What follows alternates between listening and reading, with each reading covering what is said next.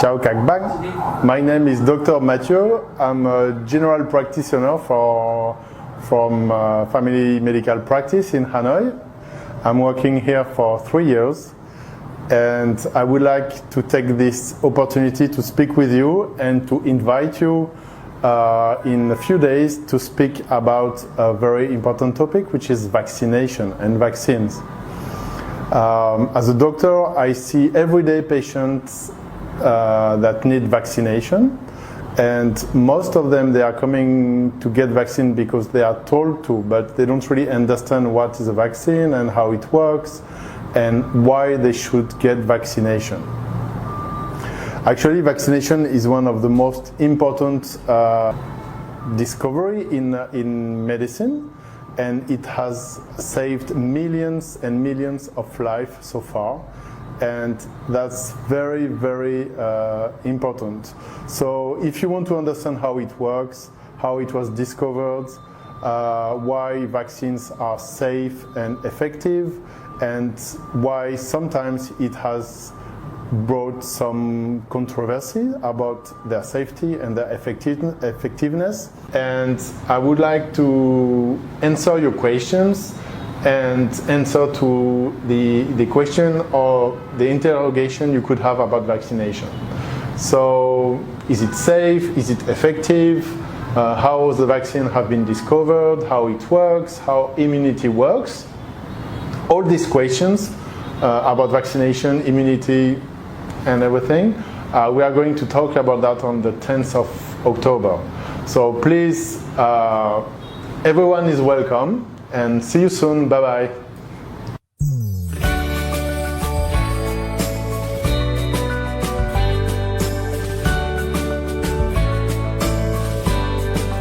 Xin chào tất cả các bạn đến với buổi livestream của phòng khám gia đình ngày hôm nay. Mình tên là Thanh Tâm, dẫn chương trình của phòng khám. Đến với buổi livestream ngày hôm nay thì chúng mình sẽ bàn về vaccine và cách tiêm chủng. Khách mời của buổi livestream ngày hôm nay là bác sĩ Mathieu Nampast, là bác sĩ đa khoa của phòng khám. Thì bác sĩ sẽ chia sẻ cho mình, cho tất cả chúng ta về kiến thức của vaccine và cách tiêm chủng như thế nào cho hợp lý, đặc biệt là mùa cúm sắp tới. Welcome to our live stream today, the 10th of October. My name is Tam, host of the live stream today. I would like to introduce to you our Dr. Mathieu Nampast, one of our general practitioners. So the topic we are discussing today is about the vaccine and the vaccination. In our sharing today, and we also discuss about what should we do when we get the vaccination to our family, especially in the flu season. So first of all, I would like to introduce to you a little bit about the Dr. Mathieu Nampast for you to understand more about him. And I think I should let the Dr. Mathieu introduce himself to be more easier. Hello, doctor. Can you introduce to our audience a little bit about yourself? Sure. Hi, Tam. Thank you to invite me tonight to your live stream. I'm very happy to speak about this topic, about vaccination. So, my name is Mathieu Nampast. I'm a GP doctor and family doctor from France. I was in medical school in France, and I'm working in family practice clinic for the last 3 years as a GP. One of my daily practice is to advise and prescribe vaccine and vaccination to my patients. So I think let's take this opportunity to talk together about this topic and try to answer to all the questions that could raise. So, doctors, in order to clarify our topic today, I'd like to ask what is the difference between the vaccine and immunization? Okay. Can you clarify for me? So yeah, vaccination, vaccine, immunization, that's 3 words, and the definition of it is a bit different. So the vaccination is actually the administration of a vaccine, of a substance that usually contains a microorganism that can be inactivated or alive, and the purpose of this administration is to trigger immunization. And a vaccine is a substance, a medication, a medicine that is usually injected through vaccination to trigger a reaction from the immune system and to make the immunity strong and prevent infectious diseases, some specific infectious diseases. And immunization is the creation of an immunity from the body to a foreign microorganism. So when we talk about vaccine, this is actually the medication and the medicine that we use to create this immunization. So what is the immune system and what is the immunity? Can you define for me what the difference between these definitions? Mm-hmm. So immunity and immune system, you can imagine that as the system in your body, like a defense system, defending your body against virus, pathogen, bacteria that are surrounding us. And you can imagine that it's a kind of very small army inside your body with microscopic soldiers that we call white blood cells. And you have millions and millions of them circulating in all your body all the time. When there is a virus or bacteria that enters into your body, these very small soldiers, they are there to protect you and to kill this bacteria or this virus. And what is very important to understand is that this immune system and these cells, so the small soldier, that's the white blood cell. And those white blood cells, they have a memory. And it can memorize the previous infection you had all your life. So the memory of this infection is what we call antibodies. Antibodies are very small molecules that are specific for each infection and each virus or bacteria you met in your life. And if the same bacteria is coming again and trying to make you sick, your antibodies and your white blood cells will remember this previous infection, will multiply, and will be able to fight this infection again. So this is the natural immunity. That's how your body is working. And vaccination is doing the same thing, but from medicine that you are getting from outside.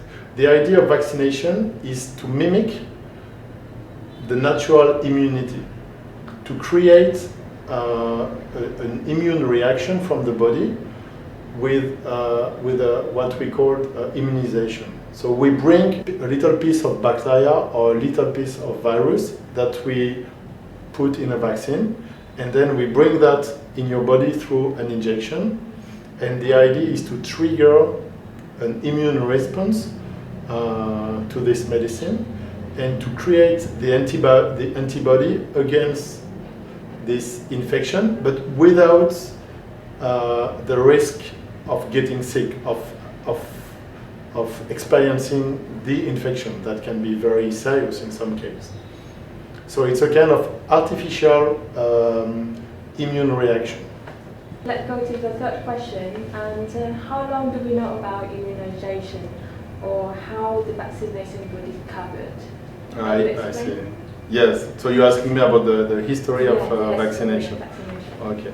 So yeah, I'm not a big expert in history, in vaccination history, but what I can tell you is that the concept of immunization is very ancient and very old, and it was already known in China and in India more than 1,000 years ago.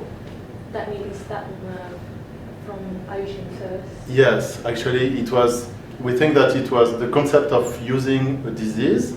This disease was smallpox, to treat a patient and to give protection against this disease was discovered in Asia.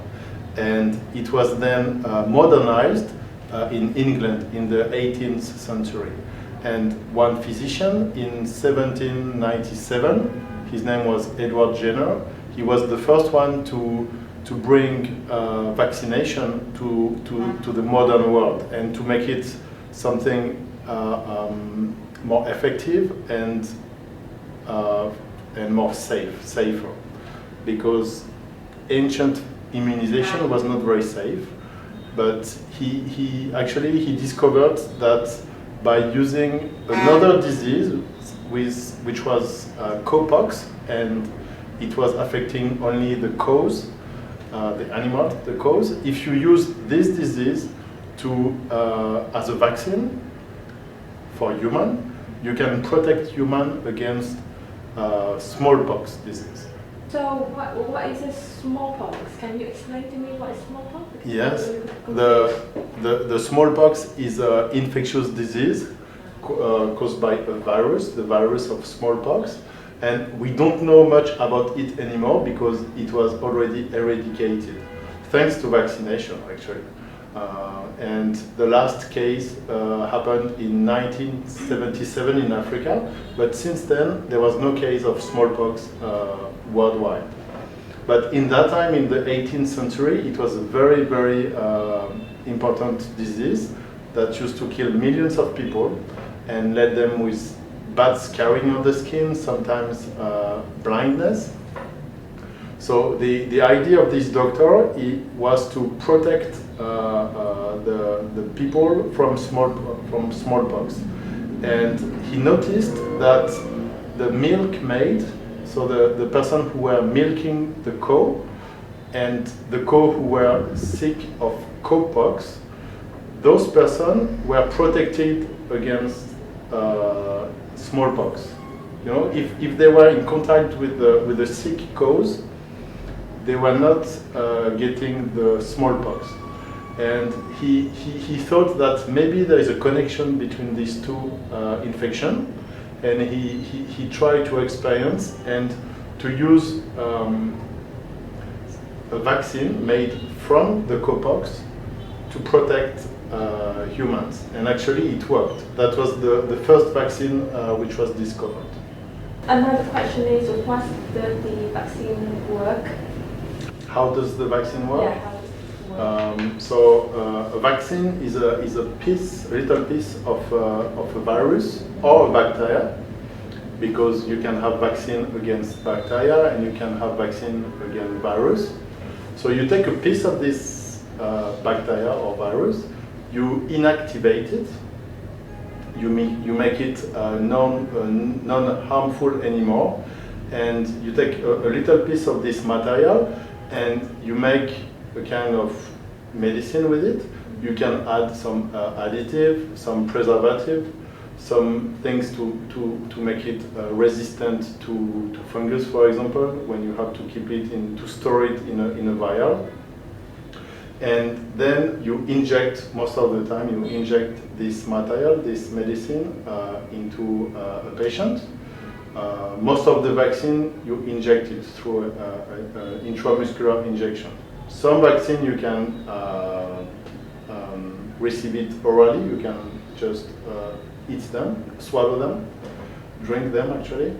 But most of the vaccine you have to do injection, because then the immune reaction is stronger and better. And how it works, so this material, this piece of bacteria will go into your body and will trigger an immune reaction, and it will create antibodies. Your immune system will react to this material and will produce antibodies. And those antibodies are specifically targeted to this infection, to this bacteria or virus. And then your body will remember all his life that he met that virus, and he will be able to protect you in the future. If in the future you encounter this germ. And so those antibodies will stay in your body for how long? Most of the time they stay in your body forever. So there is a bit different kind of vaccine and different kind of reaction, but basically, you know, when you have to vaccinate your child, you give him not only one injection. Sometimes you have to give repeated injection. It's because your immune system needs to build up progressively, and you have to give booster. You need to boost your immune system from time to time to remind him that he has these antibodies and to remind him to produce more. So for example, for the Hep B vaccine, you will give 3 injections in 6 months, because the first time your immune system produced the antibodies, the second time it's like a second shot and he produced more, and the third time another booster and he produced more antibodies, and at the end you have enough usually for all your life long. Yeah. So you know, there is different kind of virus, vaccine. Sorry, some vaccine are called live attenuated. It means it's a live part of the bacteria that has been inactive, that has been made not harmful anymore, but that is still alive. And those vaccines are quite powerful, and you don't need to do booster, because almost from the first or second injection, it creates a very strong reaction from the body. Some other vaccines are called inactivated vaccine, and those ones usually you need to do boosters. For example, for the tetanus vaccine, you need to give a booster every 10 years. And you have to remind your immune system every 10 years that he has to create and to produce more antibodies. And so who can and who cannot receive the vaccination? And is there any contraindication to the vaccination? So yes, of course, like every medicine. But first, who can or cannot receive vaccination? So basically, almost everyone can receive vaccine. So even if infant? Especially infant and small babies, yes, because they are very vulnerable to infections and to bacteria and virus. And their immune system, when they are born, for the first week, they still have the antibodies of their mother.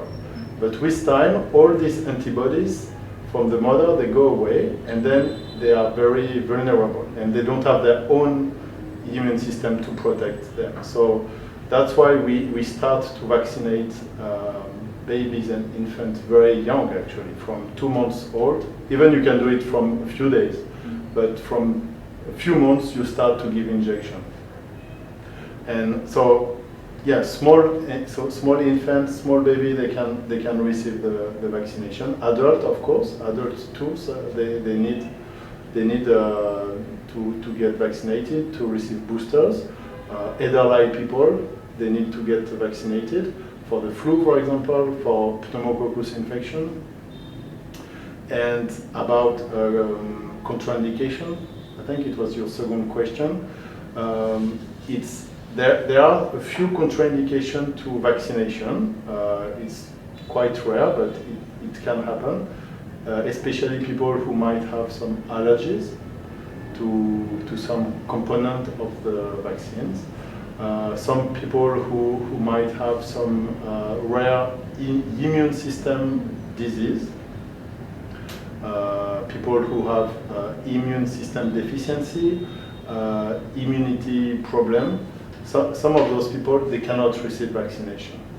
So how we can know that kind of person cannot get vaccination? Mm-hmm. Do we need to do some tests before they get vaccination? You don't need to do any test. That's the work of the doctor to ask a few questions. And that's why you have to see your doctor first. When you want a vaccine for you or for your child, you have to meet a doctor. He will ask you a few questions. He will check if you don't have contraindication to receive the vaccination and if it's safe for you. So why is large vaccination coverage is important, and what is the herd immunity? So herd immunity, yeah, that's a very good question, and this one is very important to understand. So it's very important about vaccination. What is important is when the most of the community is immunized, is vaccinated, because if only a few people in the community get the vaccine, they will be protected for themselves. So that's good for themselves for the individual. But on a community level, it's very bad, because if an infection is showing up, if a virus is coming into the community, it will spread from people to people who doesn't have the vaccine. And that's how epidemic and outbreak can happen. So the idea of vaccinating the maximum of people in the community is to create what we call herd immunity. It means the immunization of the community. So when you have, for example, a village with 100 persons, if 90 or 95 of the people are vaccinated, everyone will be protected. Everyone will have protection against the virus, and epidemic and outbreak will not be possible anymore. And even if there is a few people who cannot get vaccinated, for the reason we talked before, because they have contraindication, it doesn't really matter, because they will be protected, because they will not be vulnerable to the infection. If a virus is coming, he will not be able to go from people to people, because the herd immunity will protect everyone. So that's something very important, and usually it's to work. It means that it has to be more than 90 or 95% sometimes of the people of a community to be vaccinated, to create this herd immunity. I don't have children yet, but I see a lot of my friends, they keep bringing the children to hospital to get vaccination so many times. So I'm wondering why the children they receive so many injections, and they are harmful to them? No, it cannot be harmful, but that's true that it's a lot during all childhood. It's a lot of injections, and it's very bothering for the kids, but actually that's really for his health. And that's all these different injections represents different disease and different infection to protect him. And as we discussed before, that when you give a vaccine to a child, you need to repeat a few injections to build up the immune system and the response, and to make his immune system strong enough for this type of infection. So currently we give maybe 10 to 15 different vaccines to children, and for many of them we have to repeat the injection. So at the end, yeah, it's a lot of vaccination, but in terms of health and tolerability, it's nothing harmful at all. When you have a small kid that is playing around, he's in contact all the time with millions of germs, bacteria, virus that are not harmful with him, and his immune system is dealing with all this environment, and that's just how he can build a strong immune system and become very healthy. And can the vaccination give the disease to the child? No, it cannot, because the vaccines are designed in a way that they cannot cause the disease they are preventing. It's completely safe, and it can never happen. When you give a vaccine, it can give some mild side effects, and very rarely it can lead to something more serious like allergies. But like every medicine can give allergies. But in terms of reaction and tolerance, it's very safe actually. And why is not the vaccination given by the injection? Rather than drinking, for example? Yes, some vaccine you can drink them. For example, the vaccine for rotavirus or the polio vaccine, I think. But that's true that most of them you have to give an injection.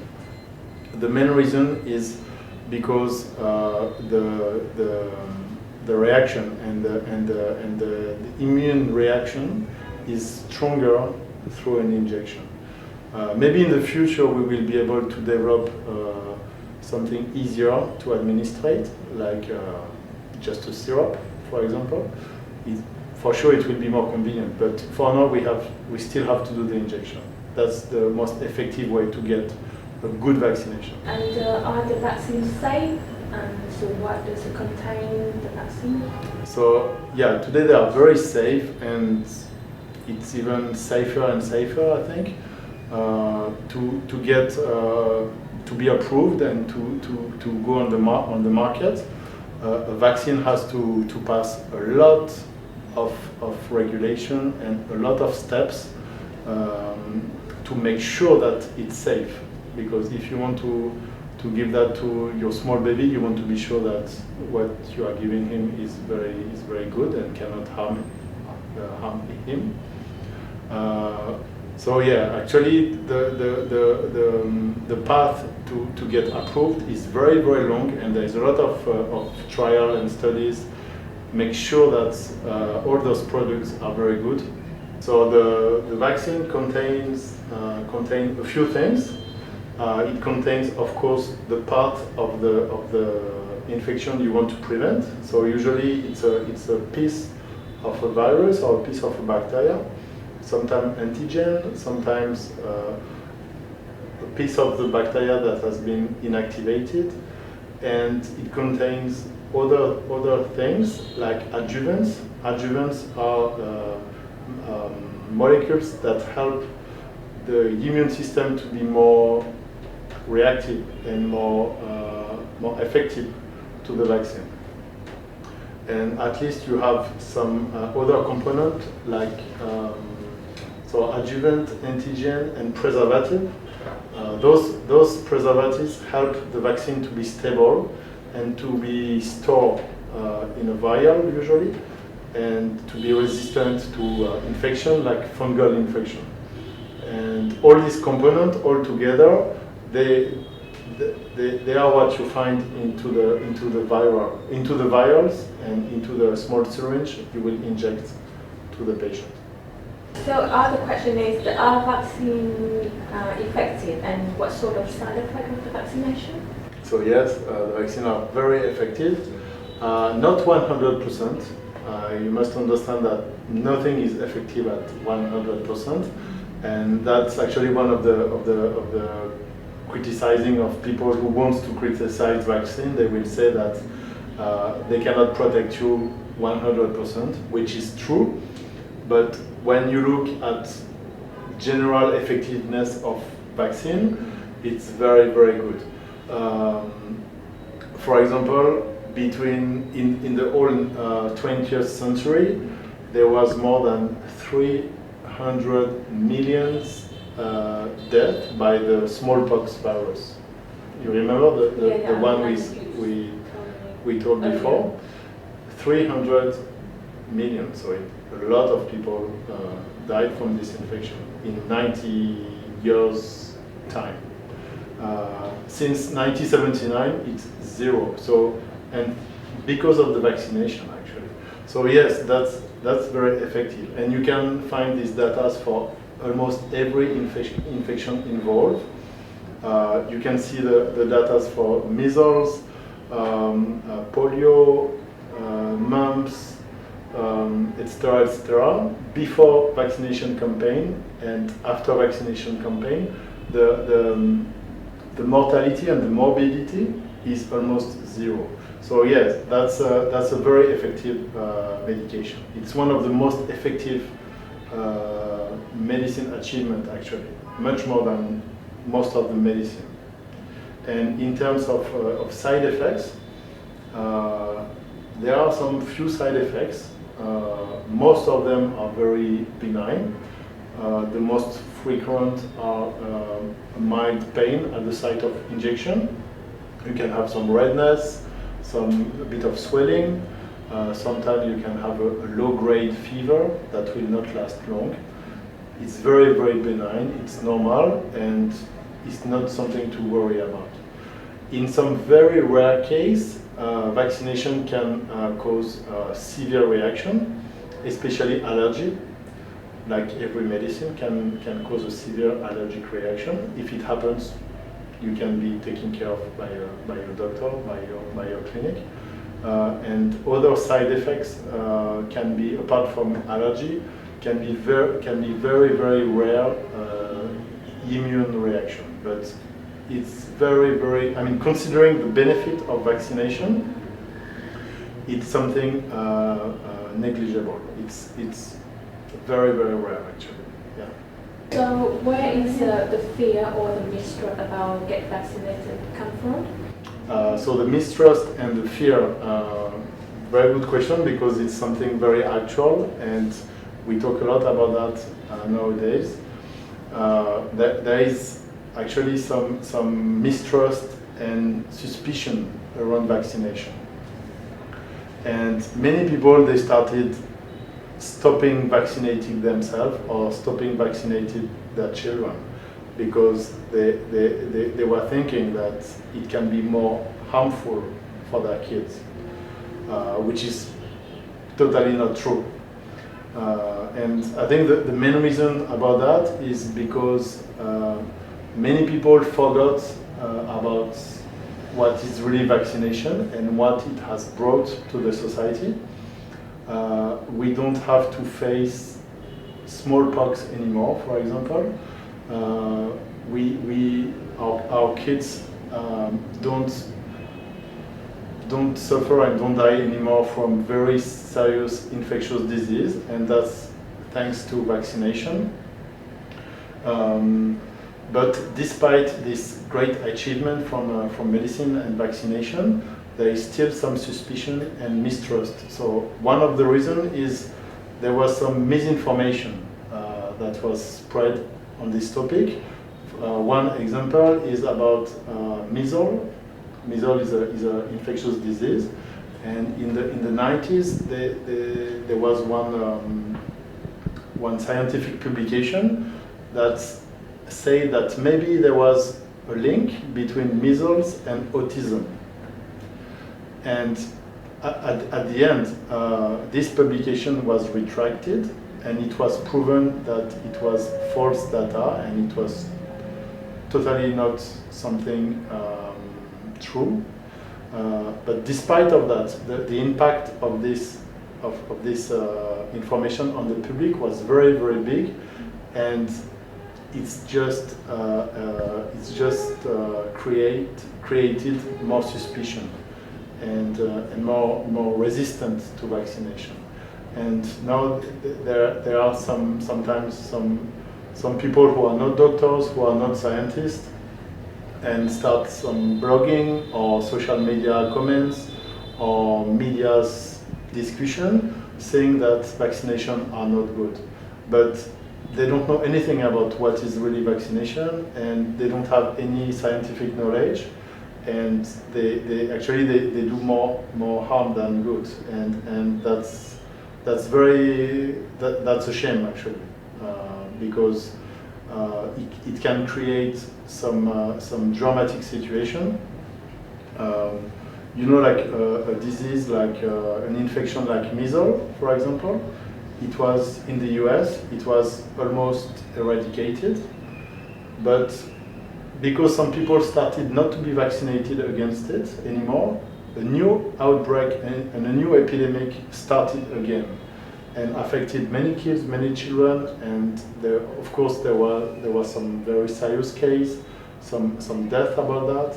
And even if this infection was almost controlled a few years ago, because of misinformation, because of mistrust, you have to start again, and you have to do all the work again. So that means all the mistrust and fear come from the social media. So you should be aware of the social media. We should be very, very careful with social media. Yeah. And other question is why there a new flu vaccine every year? So flu vaccination, influenza. So the influenza is a virus. It's a respiratory virus, and you find it worldwide. It can be actually very, very serious. I think there is more than almost 35,000 people who died from the flu every year, especially vulnerable people, people with respiratory conditions, small kids, or elderly people. So there is a vaccine against this infection. And the specificity of this vaccine is that you have to repeat it every year. Like on an annual basis, you have to give a new shot of flu vaccine. And the reason is because this virus mutating every year, changing. It's not the same virus every year. It's the same family, it's the same kind of virus. It can cause the same infection, but actually his shape and his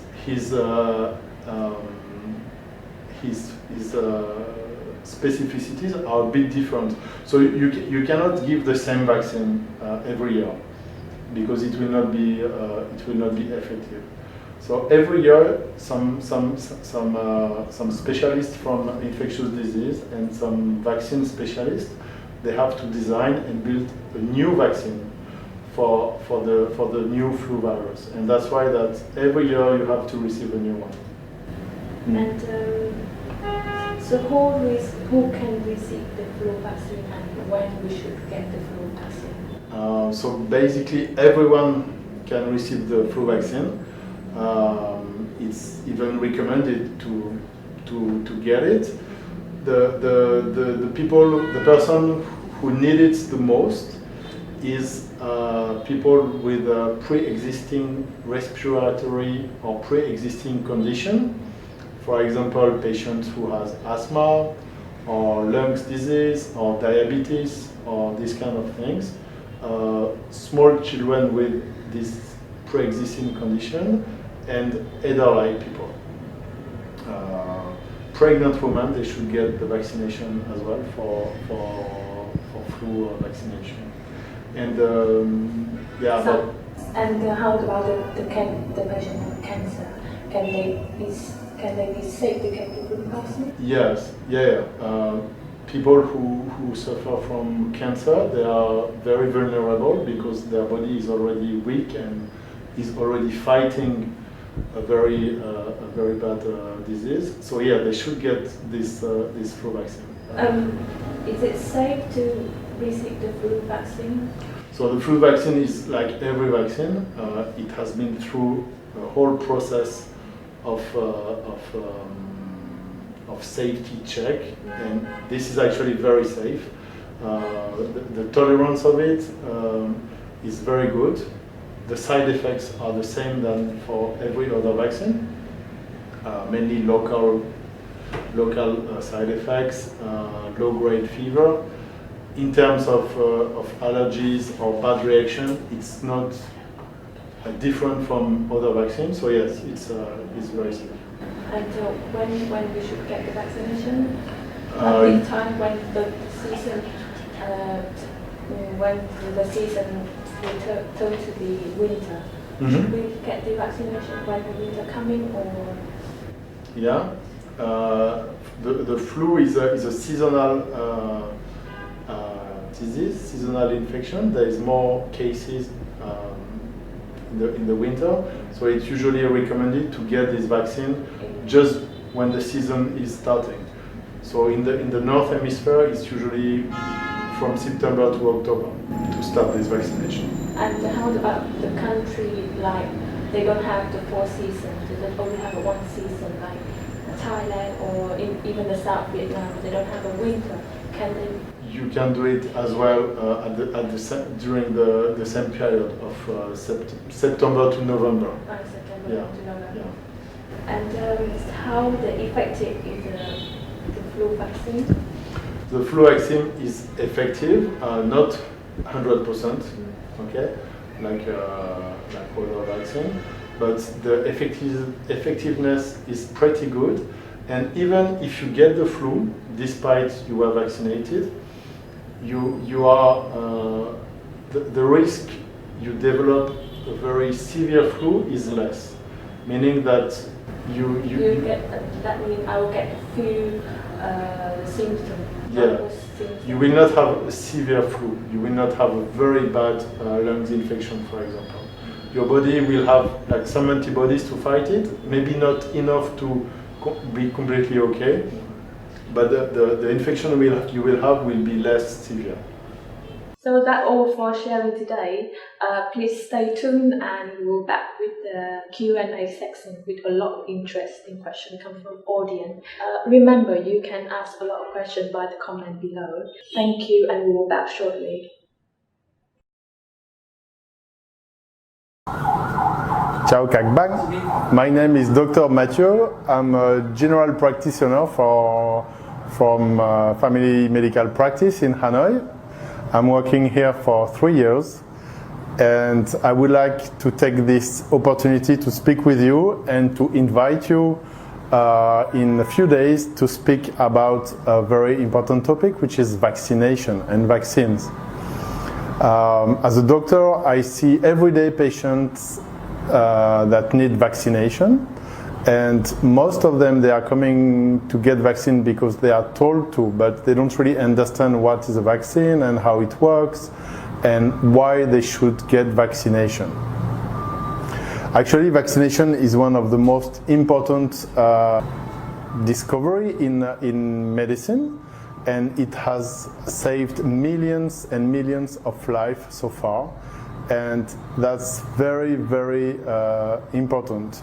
So if you want to understand how it works, how it was discovered, why vaccines are safe and effective, and why sometimes it has brought some controversy about their safety and their effectiveness. And I would like to answer your questions and answer to the question or the interrogation you could have about vaccination. So, is it safe? Is it effective? How the vaccine have been discovered? How it works? How immunity works? All these questions about vaccination, immunity, and everything, we are going to talk about that on the 10th of October. So please, everyone is welcome. And see you soon. Bye-bye.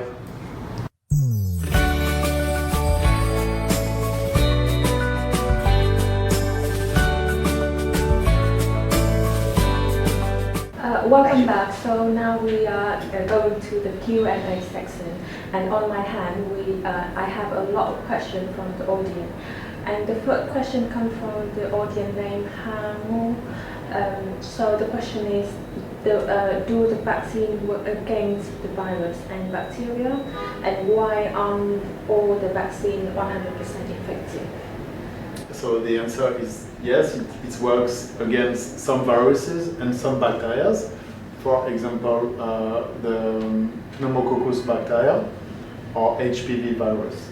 And vaccines are not 100% effective, because we have all a different organism and different immune system, and our reaction might be a bit different from a person to another. And like every medication and every medicine, nothing is 100% effective. But the global effectiveness is excellent and very good. Thank you for your answer. So the second question comes from the audience named Thomas. And his question is, why are there so many vaccines, and is natural immunity better than vaccine-acquired immunity? So actually, compared to the numbers of infectious diseases in the world, there are not so many vaccines. We just have a few vaccines for a few diseases. I think in total maybe 20 or 25, which is quite low compared to the thousands of infectious diseases in the world. And the difference between natural or acquired immunity, actually the outcome of both of them is the same, producing good antibodies against a specific pathogen. So the way to reach this outcome is different, but at the end it will be the same thing. Okay, thank you for your question.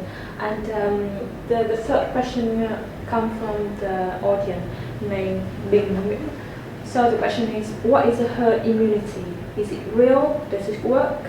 And So, I think this question you already discussed before. yeah, we discussed a little bit about it. So yes, that is very real and that works very well.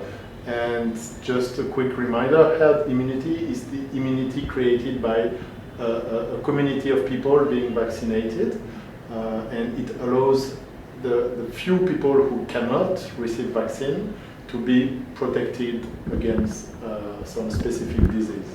And that's herd immunity that avoids new outbreaks and new epidemics. Okay, and then another question is from the audience, 𝐿𝐼𝐻𝐜𝐈. So the question is, can baby immune system handle so many vaccines? Yeah, they can. Baby's immune system just is a new immune system, and it has to build up itself, and it's in contact of millions of stimulation every day through food, through environment, and a vaccine is just a drop of water in the environment for the babies. So actually, yeah, they can handle it very well. Okay, and then another question is, why can't we eradicate the disease as we did with smallpox? So smallpox is actually the only disease that has been completely eradicated. Some other diseases, like for example polio, are almost eradicated. There is just a few cases every year remaining. But that's a very complicated topic, because if you don't have a good herd immunity, and if you don't have large enough vaccination coverage, you will not reach that goal of eradication. So it's a lot of effort, it's a lot of public health policies and work, and that's possible, but it will take time and a lot of resources. Okay, and then other questions is, how do the human influenza virus change, and how infectious is influenza, and how is it spread? So the influenza virus changes because that's it's in its own nature to have a very large genetic flexibility. So this virus mutates and changes a lot. That's his nature. That's just who he is, and that's the reason. Yeah. Okay. Thank you for the answer. And another question from the audience named Phương. So her question is, why is there a new flu vaccine every year, and can I get vaccinated and still get the flu? So there is a new vaccine every year because the flu virus is a bit different every year. So we need to design new vaccine every year, and to keep yourself protected against it, you need to get a new shot every year. And the second question was? So the second question is, can I get vaccinated and still get the flu? So yes, unfortunately that's possible, because the flu vaccine, like every other vaccine, are not 100% effective. But if it happens, you the chance for you to have a serious flu is less. You will do like something less serious. That means you will get less symptoms. Less severity, yes. Okay. So move to other question from the audience in Louis. And the question is, will this flu season vaccine be a good match for the circulating virus? And does the flu vaccine work the same for everyone?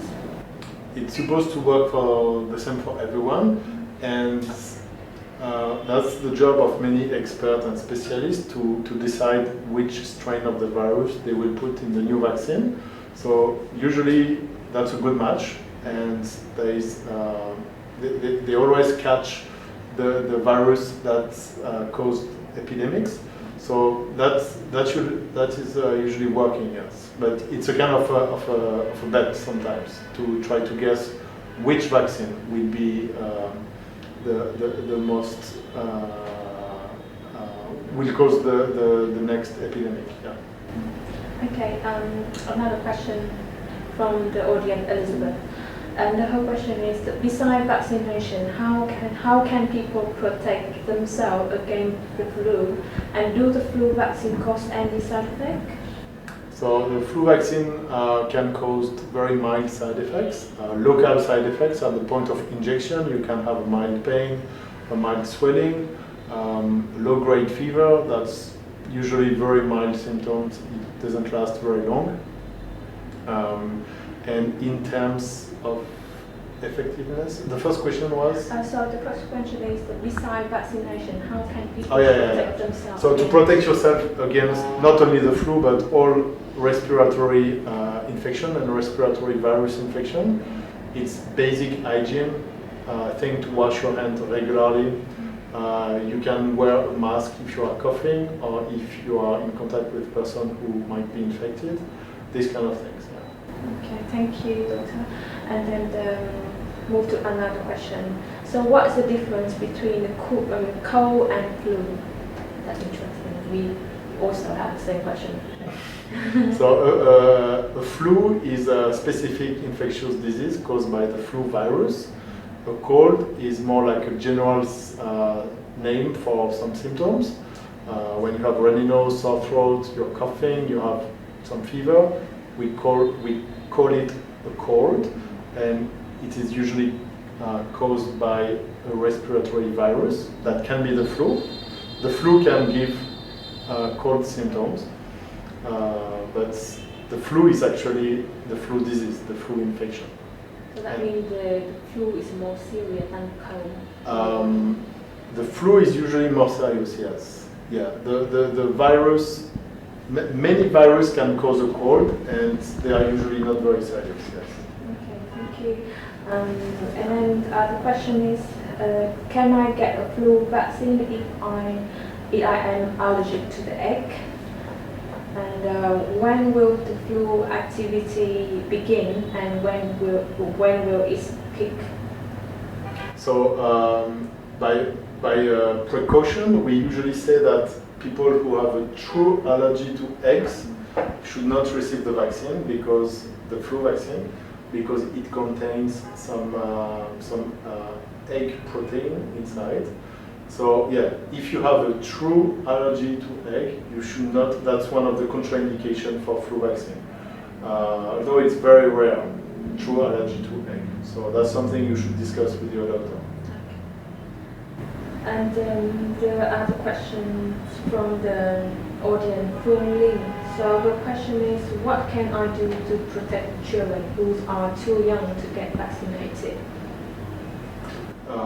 So children who are too young to get vaccinated, you don't lock them in their room. Okay, it's not useful. But what you can do is keep a very good hygiene. Avoid to bring them in contact with people that you know are suffering from infection or are sick, and keep them updated for their vaccination schedule. That's important. Okay, and then the question is, how long does the flu vaccine protect me from getting flu, and how serious is influenza, and can you get influenza more than once? So the flu vaccine protects you for the flu season, for the virus which is present during the flu season, and you have to vaccinate yourself only once against this virus. And how severe can be the flu? How serious is influenza, and can you get influenza more than once? You can actually get it more than once because the virus is always a bit different, and it can be very serious, especially for people with a pre-existing condition, people with respiratory disease, elderly people, pregnant women, young children. They are very vulnerable to the flu. And flu virus, it still caused more than 25,000 deaths every year in the world. So yeah, that can be serious. So I think we should move to the last question. And the last question is, how are the vaccine made, and should sibling of healthy child who is younger than 6 months age be vaccinated? So yes, he should be vaccinated. And how the vaccines are made? They are made of different components, and these components being the material of the disease you want to prevent. So a piece of protein or a piece of antigen of this pathogen, which can be a virus or a bacteria. It's made of adjuvants that are meant to cause a better immune response and a better effectiveness of the vaccine, and they can be made as well of preservative that will help to keep the vaccine more stable during during time. So thank you so much for your answer. You're welcome. And I think that all for now. And we hope our audience enjoy our live stream today. And if you have more questions, please send us your concern by email, or put the comment on the live stream, and our doctor or our medical expert, they will answer you. And thank you so much again for the watching, and thank you, doctor, for the sharing. Thank you very much, Dan. It was a pleasure. Thank you.